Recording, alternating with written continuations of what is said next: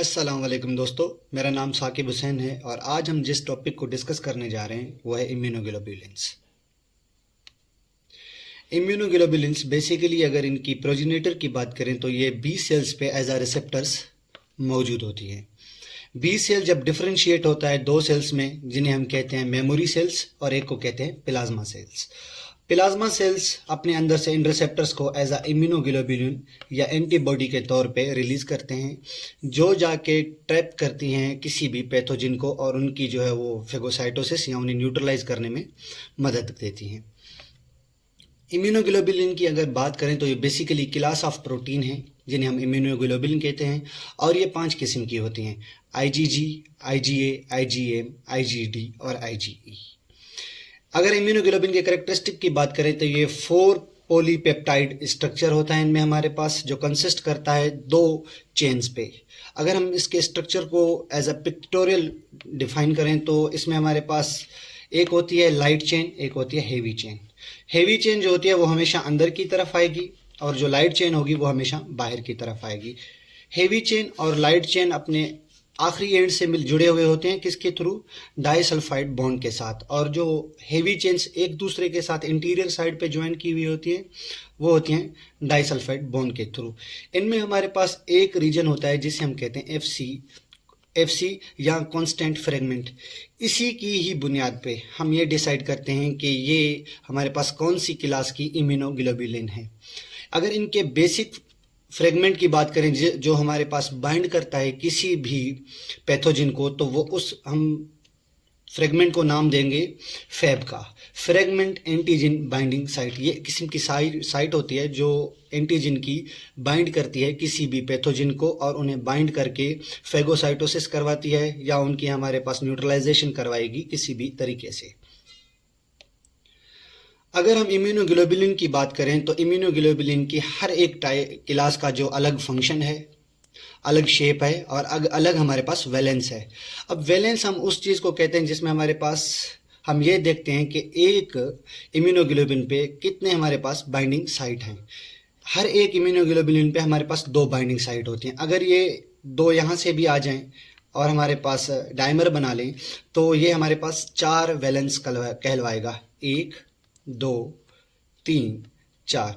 तो इस तरह से हम इम्यूनोग्लोबुलिन को डिफरेंशिएट करते हैं कि ये कितनी हमारे पास क्लासेस हैं इनकी और ये हमारे पास कितनी एंटीजन के साथ बनी हुई हैं। अगर हम सबसे पहली टाइप की बात करें जो है हमारे पास आईजीएम वो वाहिद टाइप है जो सबसे पहले हमारे पास इन्फेक्टेड साइट पे as a third line of defence के तौर पे पहुंचेगी। इसकी हमारे पास 10 एंटीजन बाइंडिंग साइट्स होती हैं या इसकी वैलेंस कह लें तो ये हमारे पास 10 होती है। वो किस तरह से होती है पहले उनको डिस्कस कर लेते हैं।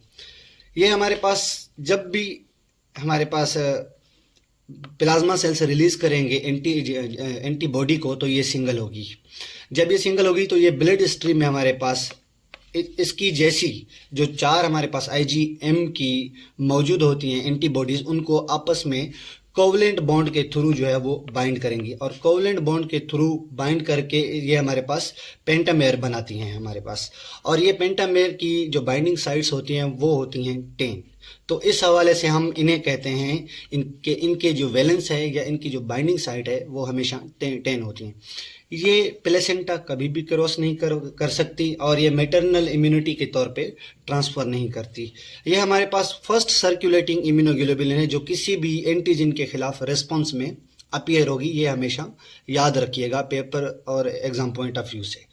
उसके अलावा अगर हम डायग्नोस्टिकली बात करें आईजीएम की कि क्या अहमियत है, तो आईजीएम की प्रेजेंस ये इंडिकेट करती है कि उस पेशेंट को हमारे पास करंट इन्फेक्शन है।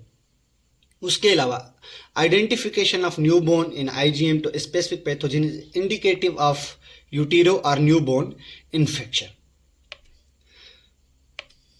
अगर हम आईजीए की बात करें तो इसे हम सिक्रीटरी इम्यूनोग्लोबुलिन कहते हैं। ये सबसे ज़्यादा जो म्यूकोजल साइट होती हैं जिसमें सलाइवा, टीयर्स, क्लोस्ट्रम जिसे हम कहते हैं first milk of nursing mother, breast milk, bronchial, GI, prostatic जिसे हम सेमन कहते हैं और विजाइनल सिक्रीशन में मौजूद होती है। ये एग्जिस्ट करती है एज अ मोनोमर, यानी इसके जो फोक होगा इस पे हमारे पास 2 बाइंडिंग साइट्स होंगी ओनली। उसके अलावा अगर म्यूकोजल साइट में एपिथेलियम के बिलो की बात करें तो ये एज अ डायमेरिक के तौर पे काम करती है। इसके हम मैकेनिज्म ऑफ एक्शन को अभी समझते हैं। अगर प्लाज्मा सेल की बात करें तो ये हमारे पास बीनीथ द एपिथेलियम बेसमेंट के मौजूद होता है। प्लाज्मा सब सेल जब अपनी पहली एंटीबॉडी रिलीज करेगा तो वो अपनी अलाइक एक एंटीबॉडी आईजीए के साथ मिलके जे चेन के थ्रू आईजीए डाइमर के तौर पे एक कंपोनेंट फॉर्म करेगा। इस कंपोनेंट को हमारे पास म्यूकोजा में पहुंचने के लिए क्या करना पड़ता है कि इसके लिए जो बेसमेंट मेम्ब्रेन होती है ना, इसको क्रॉस करना होता है।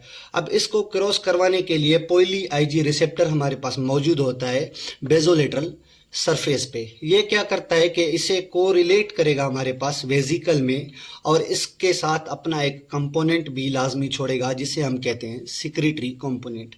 ये सिक्रेटरी कंपोनेंट दोबारा हमारे पास आईजीएम का जो डायमर होगा उसके साथ ट्रांसफर होगा म्यूकोजा में।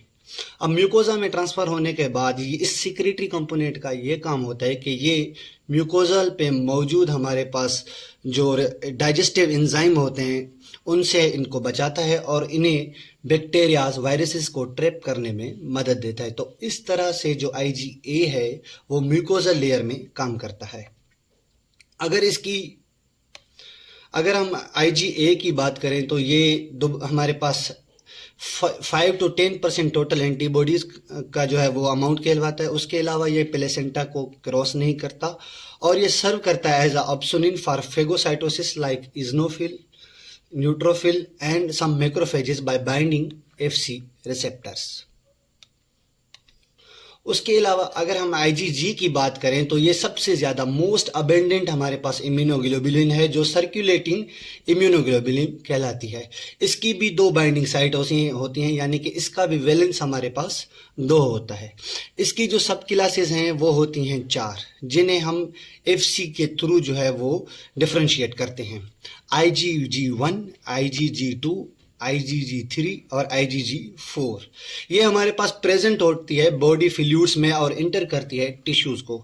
ये वो वाहिद इम्यूनोग्लोबुलिन है जो प्लेसेंटा को क्रॉस करती है और मदर से जो फीटस तक जो प्रोटेक्शन है वो प्रोवाइड करती है और फीटस को अगले 6 माह तक जो है वो उसकी प्रोटेक्शन करती है। उसके अलावा अगर हम आईजीजी की बात करें तो ये हमारे पास बैक्टीरिया, टॉक्सिन और वायरसेस के खिलाफ लड़ती है और ये सर्व करती है एज अ ऑप्सोनिन। उसके अलावा अगर हम बात करें तो antibody can also bind to target cell by Fc receptors. अब ये एफसी रिसेप्टर्स हमारे पास इनके सेल्स में मौजूद होते हैं और मैक्रोफेजेस में मौजूद होते हैं। इनके थ्रू जो है वो हमारे पास आईजीजी है वो उनकी फेगोसाइटोसिस करवाएगी। अब वो इसकी एग्जांपल देख लेते हैं। अब ये हमारे पास एफसी रिसेप्टर्स है, ये मैक्रोफेज है। अब मैक्रोफेज के साथ क्या होगा कि जो एंटीबॉडी होगी आईजीजी ये हमारे पास इस बैक्टीरिया को ट्रैप करेगी और ट्रैप करके सराउंडिंग से भी ट्रैप करके इसको लेके आएगी मैक्रोफेज के पास। अब मैक्रोफेज के ऊपर मौजूद होगा एफसी रिसेप्टर। अब एफसी रिसेप्टर पे आके बाइंड करेगी और इसकी फेगोसाइटोसिस करवाएगी। उसके अलावा एक और मैकेनिज्म भी हमारे पास होता है जो इंट्रासेल्यूलर इन्फेक्शन के लिए हमेशा यूज किया जाता है। अब इंट्रासेल्यूलर इन्फेक्शंस कौन कॉज करवाता है? Like viruses. अब वायरसेस के साथ एंटीबॉडीज जो है वो उनको ट्रैप करने के लिए और उनकी फेगोसाइटोसिस न्यूट्रलाइज करवाने के लिए एक मैकेनिज्म में इन्वॉल्व होती है। वो मैकेनिज्म में इन्वॉल्व होने के लिए उसको जो है वो इनके सेल्स के साथ जो है वो परफॉर्म करना पड़ता है ADCC। इसे कहते हैं हम antibody dependent cell mediated cytotoxicity. ये एक स्पेशल वे होता है जिसमें इनके सेल परफॉर्म करते हैं ताकि वो वायरल इन्फेक्टेड सेल्स को किल कर सकते हैं। और वो किस तरह से करते हैं अभी हम उनको डिस्कस करते हैं। ये हमारे पास इनके सेल है। इनके सेल क्या करेगा? इनके ऊपर एक प्रोटीन मौजूद होती है। इस प्रोटीन को हम कहते हैं CD16। अब CD16 के साथ एंटीबॉडी आके बाइंड करेगी। एंटीबॉडी ने जैसे आके बाइंड किया, ये हमारे पास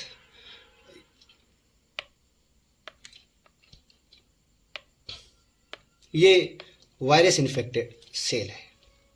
अब जैसे ही ये वायरस इन्फेक्टेड सेल है, इसके साथ एंटीबॉडी ने आके इनको बाइंड किया और बाइंड करने के बाद लेके आई हमारे पास इनके सेल की तरफ। अब इनके सेल के ऊपर मौजूद होता है CD16 नामी एक प्रोटीन। अब जैसे ही ये प्रोटीन के दो फोक्स आपस में क्रॉस लिंकिंग करेंगे तो ये अपने अंदर से दो किस्म के जो है वो मॉलिक्यूल्स रिलीज करते हैं, जिसे हम कहते हैं ग्रे एंजाइम और परफोरिन। अब परफोरिन क्या करती है कि इसके अंदर जाके एक पोर क्रिएट करेगी, यानी कि एक सुराख होल क्रिएट करेगी। जैसे ही ये होल क्रिएट करेगी तब ग्रे एंजाइम आ जाएगा और ग्रे एंजाइम जाके इस सेल की जो सारी एंजाइमेटिक एक्टिविटी होगी उसे जाके ब्लॉक करेगा। जब एंजाइमेटिक एक्टिविटी ही खत्म हो जाएगी तो ये सेल क्या करेगा, एपोप्टोसिस की तरफ आएगा, और जब एपोप्टोसिस की तरफ ये सेल आएगा तो मैक्रोफेज यहाँ पे इन्वॉल्व होंगे, यानी कि मोनोसाइट या डेंड्राइटिक सेल। तब वो जाके इस सेल को जो है वो फेगोसाइटोसिस के थ्रू डिजेनरेट करेंगे। तो इस वजह से इस तरीके से हमारे पास जो ADCC का प्रोसेस है वो होता है। उसके अलावा अगर हम IgE की बात करें तो ये हमारे पास मोस्ट एसोसिएट होती है inflammation, allergic and anti parasitic responses में। ये 0.002% जो है वो टोटल एंटीबॉडी होती है सर्कुलेटिंग में, और ये बाइंड करती है हमारे पास FC एप्सोलिन रिसेप्टर को। कौन से रिसेप्टर्स को? FC एप्सोलिन रिसेप्टर को। कौन से सेल पे मौजूद होते हैं? मास्ट सेल पे, बेजोफिल पे और इजनोफिल पे।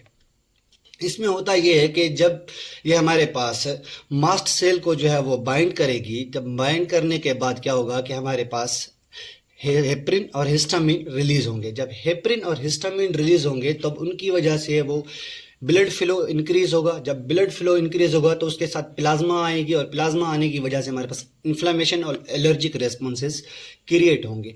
उसके साथ ये रिलीज करता है कीमोकाइनेज और साइटोकाइनेज मास्ट सेल।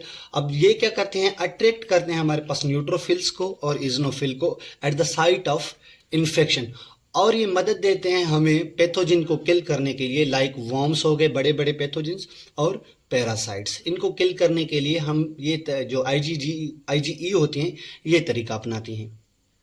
उसके अलावा अगर IgE की बात करें दोबारा, तो ये हमारे पास कभी कभी मेड इनएप्रोप्रिएटली डिसीशंस लेते हैं, जिसकी वजह से हम पीनट्स या ट्री पोलिन्स वगैरह अगर इनहेल कर लेते हैं या पीनट्स खा लेते हैं तो उसकी वजह से ये उसको क्या समझती हैं, एज अ एंटीजिन।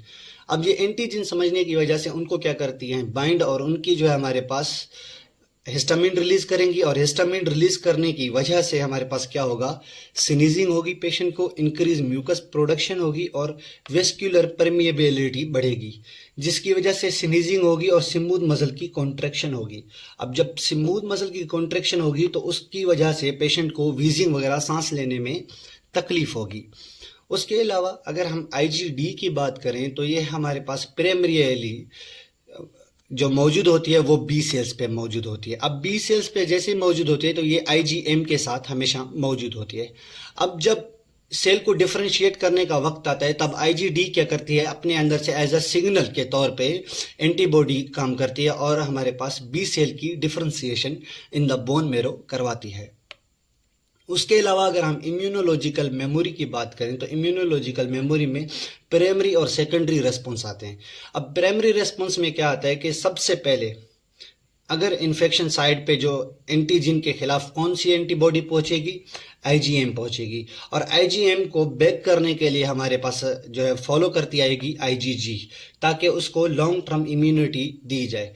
अब जब कभी भी 2 साल बाद 3 साल बाद पेशेंट का उसी इन्फेक्शन के या उसी पैथोजन के साथ दोबारा हमारे पास एक्सपोजर होगा, तब दोबारा हमारे पास कभी भी IgM नहीं आएगी।